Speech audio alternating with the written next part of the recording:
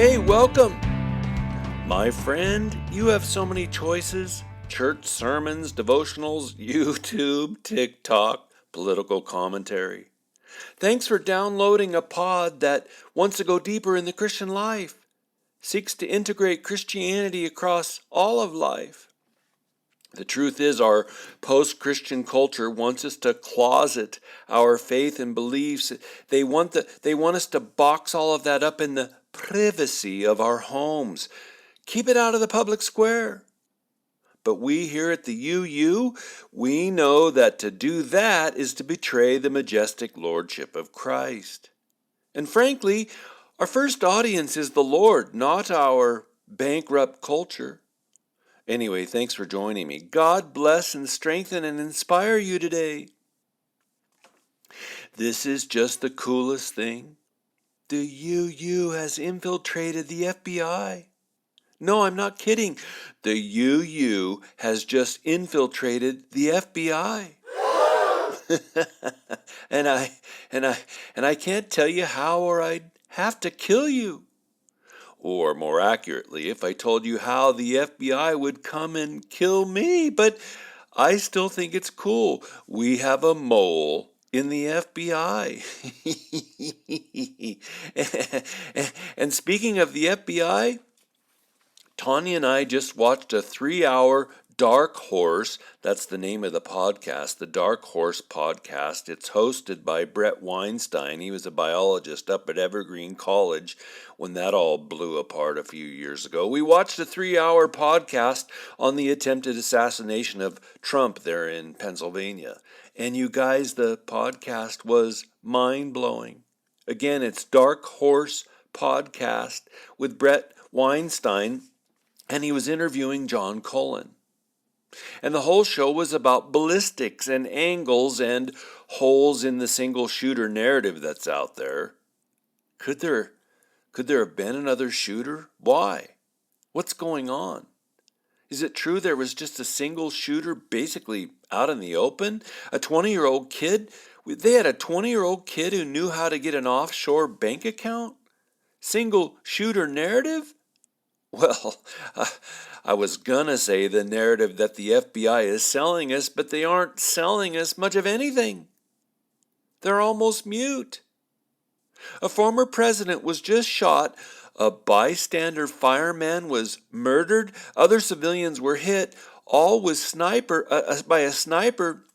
And Secret Servicemen and state police troopers were everywhere, and we're getting pretty much no meaningful information at all.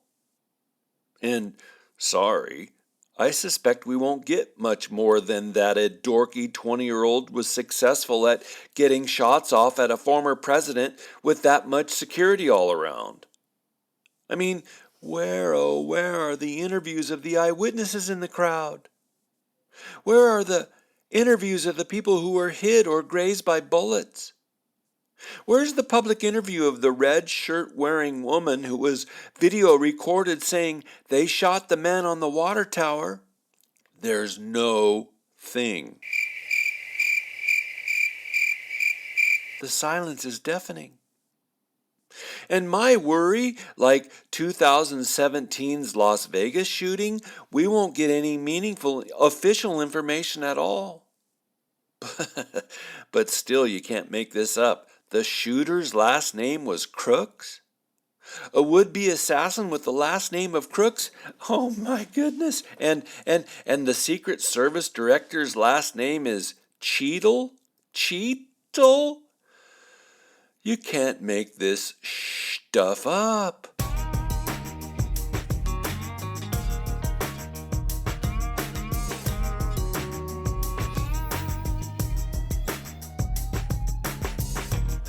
Me? I'm so appreciative of this week's UU episode sponsor, Gallerini Roofing. Do you live in SoCal? The OC? You need some roofing work? New work or repairs? Gallerini Roofing is your highly experienced, bonded, insured. They have over 35 years of professionalism.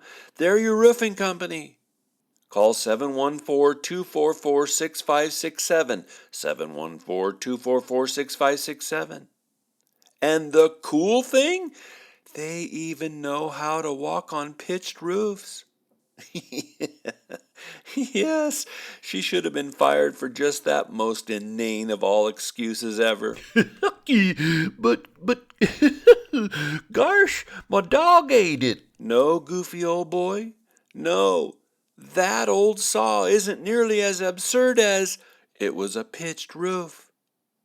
I don't know, incompetent or conspiracy, I don't know, you decide, but hey, tell Gallerini Roofing the UU sent you. Okay, wow, this is the 12th episode already in my Reform versus Arminian debate show series. Who are the elect? How'd God go about determining who'd be saved? Why'd God predestine some to salvation? Why is God's pre-eternal decree foundational? Why is the legal juridical understanding of salvation so central for both the Reformed and Arminians? All of those angles are central to the RNA debate. So also is the question of determinism.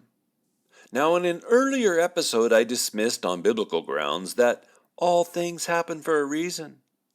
I dismissed a kind of divine fatalism that runs through and around and beneath the RNA debate. And with all that in mind, I thought it good to plow through the issue of chance.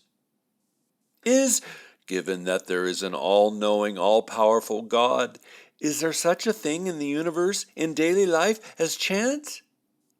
Is randomness real? Or are we just projecting our interpretation of reality onto the universe? Well, first, since I do like to think systematically, first we know that the universe was not created by chance. Using chance to explain reality is a non-starter. It doesn't work statistically. It doesn't at all work heuristically. That means as an explanatory device. I mean, none of the ancient civilizations explain reality through an appeal to chance. Chance doesn't do any justice to the irreducible complexity of life. Chance doesn't explain beauty, truth, life's mysterious depth, or goodness. Chance doesn't explain love. Chance can't explain a hummingbird. And if we were to agree that chance created life, we might as well abandon trying to say anything meaningful about reality at all. And no wonder so many live empty, nihilistic lives today, right? Roll me up and smoke me when I die. No, we assert, following the Bible, following real science, following the wisest philosophy, we assert that there is a super genius creator, artist who fashioned the universe, life as we know it. He created out of love, out of grace. And he rules the universe, theologian Donald Blush wrote. He rules the universe for the sake of bringing it redemption from the evil that has intruded into it through demonic and human sin. End quote. Again, God didn't create because he had to. Nothing forced him. He didn't create because he needed to somehow express himself. No, he was eternally perfect, having no lack. So that means that the universe life is all a created gift. Holy, holy, holy. But that only gets us so far, right? Sure, God created it all, magically so, but what about what happens when a toddler chases her dog out in front of an oncoming car? What about when a compassionate and faithful husband is diagnosed with prostate cancer? And isn't it true that a foul ball at an MLB game can hit some unsuspecting fan and crush their orbital socket? Why was Jeffrey Dahmer born when he was? Isn't chance real? Randomness real? Or, to go back to biblical framing, isn't God Lord? The owner? And if so, doesn't that mean he owns everything? Doesn't that mean everything is under his control? And just so you know, my listener, I'm asking these questions both in light of the RNA's 500-year-old debate, but also because I truly believe most Christians, I don't know what to do with the 80% of the church whose lives in no way comport with a biblical worldview, but I truly believe most Christians think that God is a kind of secret puppet master. And whether they realize it or not, they agree with Martin Luther. God has a secret will wherein he wills evil, wills cruelty, suffering, and wounding in it. Oh, apparently, from having listened to Christians across my whole life, it just cannot be that events occur apart from God either directly willing them or giving them permission to happen, right? But if that were true, God wouldn't be Lord, right? I mean, it's confusing. What? Well, what? Maybe. But look, it depends on what kind of Lord he is. What we could do, like most of the Western post-Christian world, what we could do is project our own best qualities onto God and then say he must be like that, so he must be tolerant and inclusive and fair. We were merely freshmen, we won't be held responsible. Or to set this up, we could ask what are the most honorable characteristics of being are and then say God must be those. But interestingly, the Bible doesn't start like that. The Bible, as we saw in earlier episodes, the Bible begins to reveal God to us through his interactions with people as agents, people as beings. And what do we learn when we read those stories? We learn that whereas God is the primary actor in the story, as the story unpacks and develops and shows its teleology, God's the primary actor in the story of reality. He's not the only actor. The Bible shows us, and of course I agree, that God is in ultimate control of nature and history, but not in a deterministic manner. So God gives us agency. He allows us to do things and choose, act, live, and all of that involves a certain amount of space, as I've said in earlier episodes, a certain amount of room, free play. And right up front, I want you to know, my listener, I want to be clear. I believe in miracles. I believe in providence. I believe in divine coincidences. I've experienced them, events arranged by God. I believe in divine appointments, encounters arranged by God. I believe God is so sovereign that he can do whatever he wants as long as he doesn't violate his own nature. He's God. We're not.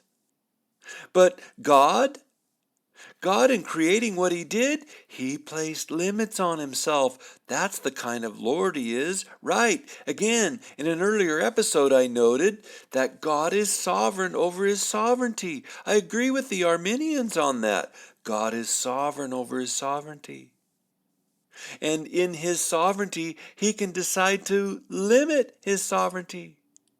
He can, and from the Bible and daily life we know he has, made it so we can act and do and move in ways that affect both creation and other human beings. So as we set up whether there's chance or randomness, my point this far is that between God and people there's a big dollop of freedom.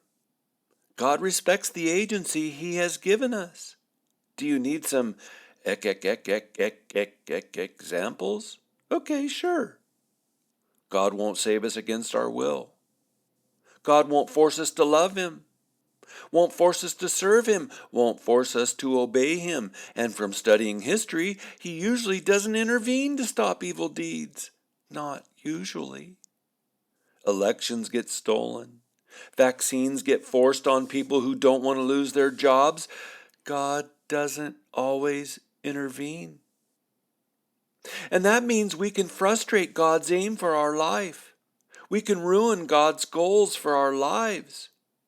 God is so sovereign over his sovereignty that he grants us the gigantic space to, even if we so will, wreck and destroy ourselves.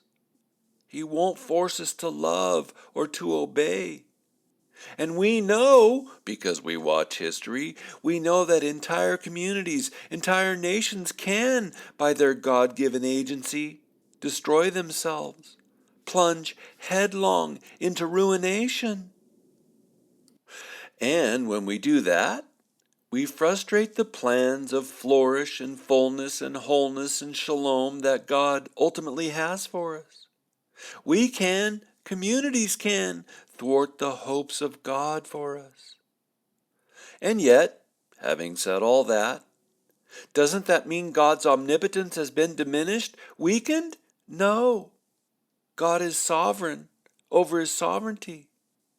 God, out of love, limits his power. God, motivated by grace, limits his rule in life, not over life, but in life. And how does that happen? How, if God is omniscient, does that happen, right? Because if God sees and knows, omniscience, right? Scientia, all-knowing, all-seeing. If God knows everything that will happen, doesn't he work constant redirects of our circumstances or willing so that it always turns out to the good? No, he doesn't. He respects the agency that he has granted to us. Think of it like this, you guys. My 3 kids, when they were 8, 6, and 4, because the movie was released in 1988. Maybe they were even younger than that, I don't know. But they would watch Land Before Time. They would lay down in the living room on pillows and they'd watch it over and over and over. And in fact, they'd watch it so much that they got to where they would be saying the characters, the young dinosaurs' lines, out loud together. My 3 kids liked that movie so much that they'd be saying the lines out loud exactly when the character in the movie would be saying the lines, and it was fun to watch them. Well, except that me, the dad, grew weary of the movie itself, but it was fun to watch my kids enjoying a story that much. And each time, apparently, they were seeing it and watching it with the same joy as the first time they'd seen it. It was crazy to me.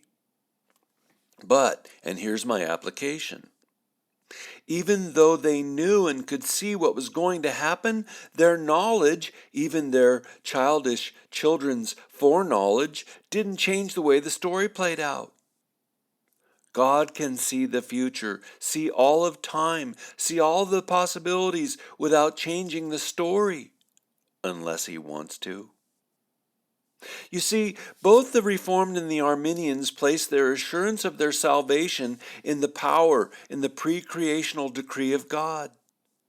They say God, through his foreordination, through his predestination, has determined who will be saved, individuals, Reformed, or the church, Arminians, and nothing will prevent God's decree from working out. And so, both the R and the A have high views of God's sovereignty.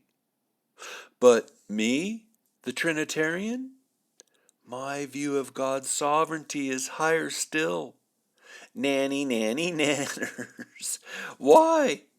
Because in my worldview, God can allow his will to be frustrated, ruined, and wrecked in time, and in the end, it will still all turn out as God said it would at the beginning. God is indeed the Lord, holy, holy, holy. He's so much the Lord that he can grant actors, persons, their agency, an agency that can cause immense suffering. And in the end, it'll still all turn out as he said it will in the beginning. It'll still all turn out as he said it will, his kingdom on earth. Despite the red horror of Chairman Mao, God will still be the Lord at the end of history. Despite the national political mayhem foisted on us by Anthony Fauci, Jesus will still be king at the end of history. Despite Joseph Stalin having ruined the lives of tens of millions, Gulag Archipelago, Holy Spirit will still blow the resurrection and lead us into the eschaton. To quote Donald Blush again, quote, God is in ultimate control of nature and history, but this isn't to be interpreted deterministically, close quote. God's in control, ultimately, but not deterministically. Again, God works with and through and around and in human free will and agency to accomplish His purposes. He can use our evil acts for good without Himself being either the cause, the amen, the agreement, the driving will behind those acts. Romans 8:28 famously, right?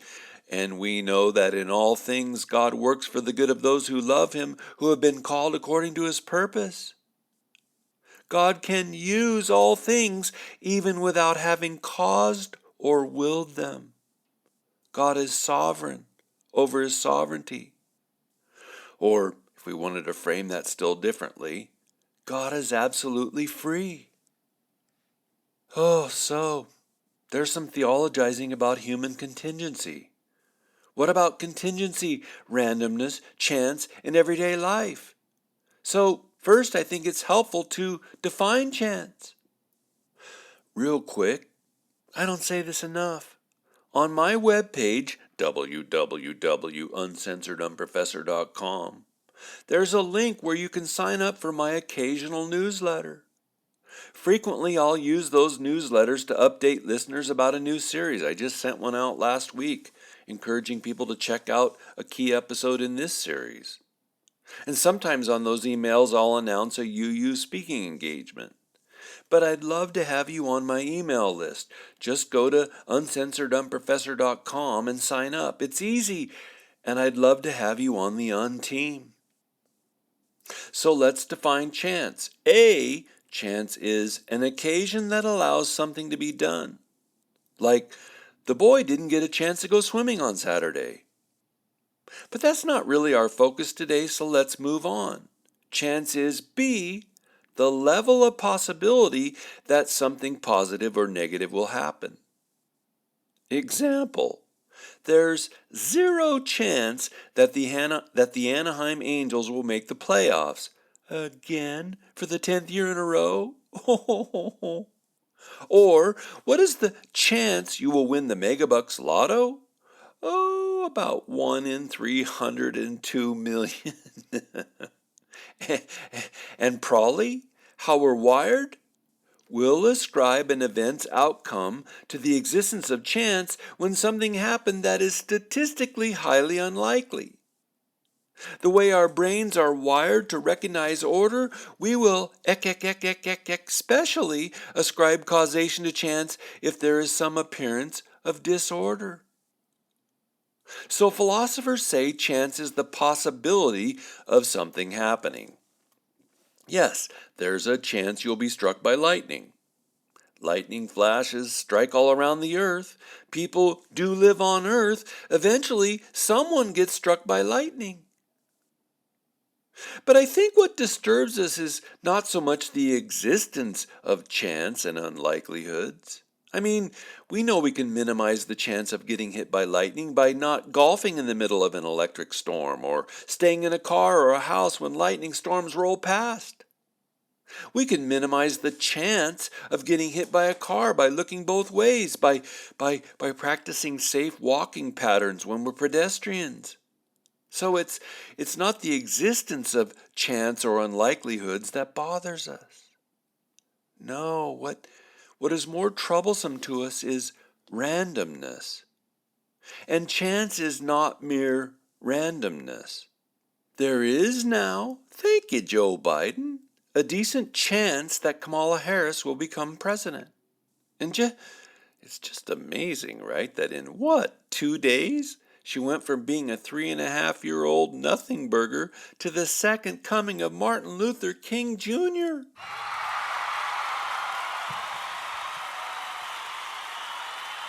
Folks, the media is one powerful machine. Don't let it eat your heads. There's a decent chance that Kamala Harris will become president, but it'd be totes random if Taylor Swift were elected president. She's not on the ballot. Random events are things that we can't even mix into the equation of possibility. I mean, random events don't happen for a reason, and that's a solid definition of random, happening for no reason. And honestly, as I think of it. Most events in life are not, in fact, random. Right, my unlistener? We may not think of it that way, but it's the truth. Most things are not random. They may have had a minuscule likelihood of occurrence, but there are reasons things happen. It is possible to call heads 100 times in a row on the flip of a nickel and be correct, but that has a minuscule likelihood of occurring. But there is a chance. Still more, events and circumstances may arise that were beyond our anticipation, but even that doesn't make them random. That a burglar chose to break into my house and not any other house in the neighborhood may seem random, but he had a reason, whatever that reason was. What? I had a nice front door, so he thought we had more money inside than all the other homes, or the porch light on my house was off, so he figured it'd be easier to get in and out without anyone spying him? To me, it seemed random. But in actuality, the robber had his reasoning. It wasn't, in the end, random. And by the way, in a biblical worldview, the robber is subject to the full prosecution of the law precisely because it was his decision and agency to violate my home, my space. He wasn't acted upon by random forces. He chose to smash through my back window, so he's entirely culpable for his actions. So there's an example of something appearing random, but actually not being random. One philosopher I read argued that randomness, because it has no reason, is unruly. Think with me.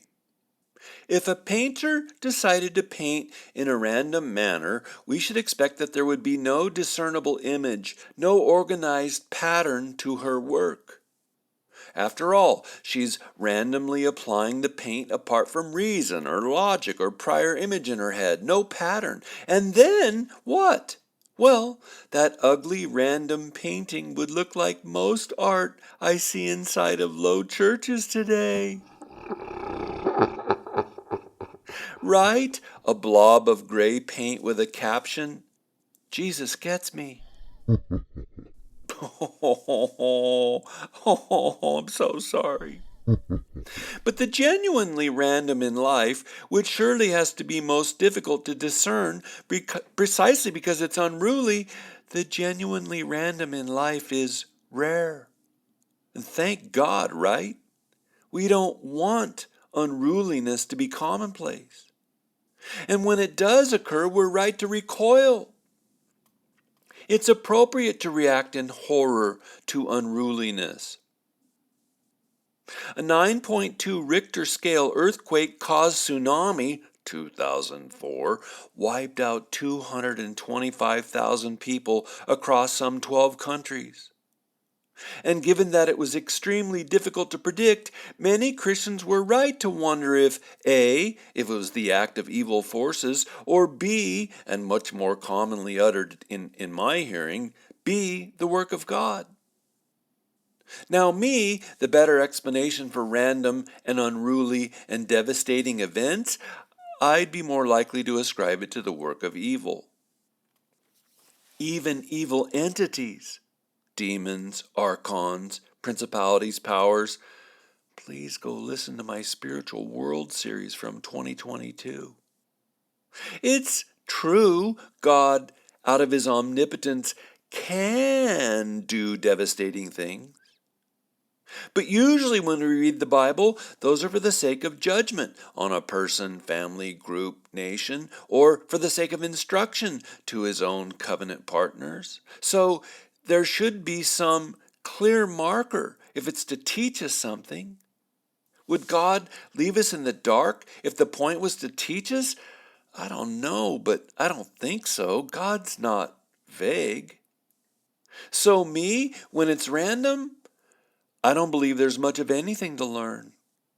But if I have to choose, I'm more likely to assign causation to evil, because evil makes no sense, and unruliness makes no sense. And evil has no reasoning. It's a mystery, 2 Thessalonians 2:7.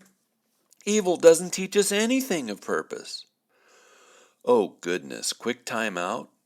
Given that randomness is consistently unruly, disordered, chaotic, it makes almost zero sense scientifically, intuitively. It makes almost zero sense that random forces gave birth to our universe. None. There's too much information. There's too much ordering, too much complexity, too many happy accidents that needed to happen in a certain order to believe randomness, unruliness is the root of life. Oh, that was a quick time out. Let's go back time in. And still, all that, we live on planet Earth. The Earth is characterized by free play. The ocean tides follow a most predictable pattern, one shaped by the Earth's rotation, but especially the moon's gravitational pull on the Earth. If you've gone crabbing, which I haven't, my back can't take sitting in a boat for hours, but my brother goes crabbing. If you've gone crabbing, you can easily find a tide table, and it will tell you almost exactly when the tide will be high, which is good crabbing time, or low, or slack, the in-between time. It's pretty predictable. But free play? An earthquake can play havoc with the tide. Why are there earthquakes? Because we live on a planet that is in flux. We live on a planet that has been fluctuating, ocean depths fluctuating, locations fluctuating, the climate's ever-changing and shifting, nature. Just one important reason I don't believe the climate change hysteria that rules the emotions of millions today. The earth has been fluctuating for millions of years. It's called free play. Free play helps us to account that the tectonic plates shift, right? Pangea started breaking apart 200 million years ago. There was Pangea, but now there's 7 continents. Things are in motion on Earth. Free play can help us to account for why that huge elk herd up around the mountains near Mountain Home, Idaho, that huge elk herd can migrate in a new pattern, even though that herd of 1,000 elk generally follows pretty standard migration routes. Free play. Free play is enacted when American red squirrels, and there are many of them around here. Free play is enacted when American red squirrels run across the top of my back fence looking to raid my wife's blackberries or my neighbor's veggie garden or our other neighbor's bird feeder. Our golden doodle Mercy loves to chase and, barking her brains out, she loves to chase off and scare off the squirrels. And she's also why I don't get to enjoy the variety of birds that used to visit my yard. But we know that squirrels benefit from the things human beings grow. We don't know when a specific squirrel will attempt a daring raid. Why? Free play. Free play is enacted times a million each day. Bugs, clouds, mammals, reptiles, dust devil mini tornado winds, cats and dogs and squirrels, unfortunately, running out in front of moving cars, spears of sunlight reflecting off the back of a moving van and obscuring somebody's vision, rocks flying out of construction truck beds, pockmarking, ruining my windshield with a long crack. It can all feel random. But mostly it's the free play, the possibilities, the movement of life and chance and possibility and materiality and gravity and agency on the planet where God has placed us, Earth. Now you guys, having said all that, agency, love, sovereignty, chance, randomness, free play, I know many listening won't find that satisfactory. It's not tidy. It's not clean. It's not easy to understand, and it's certainly not easy to control. But as I say during one of the riddle games I play with my grandkids when we're riding together in the car, buckle up, Buttercup. Because the truth bomb is, life's not easy to understand. But it's better, more honest, more accurate to see how complex life is, life as designed by our beautiful Maker and Judge. It's more accurate to see life as complex than to pretend it is either all of it a matter of chance or all pre-fated by a divine determinism. And the latter two, chance and divine determinism, have zero correspondence to the biblical portrayal of reality. And so we'll end the show today by saying, "Oh, praise you, holy God, for your providence. Praise you that you can work around and in and through and beneath and beyond all circumstances to affect your goodness in our lives. Praise you that you are so creative, free, so beautiful that you can work in and through and around the free play of nature, the contingency of life, the agency of we fallen human beings. Oh, you are so, so good. And Lord, we praise you that your power is often hidden. Sometimes I cry, your power is too much hidden. But we praise you because we know that ultimately it is all born of love.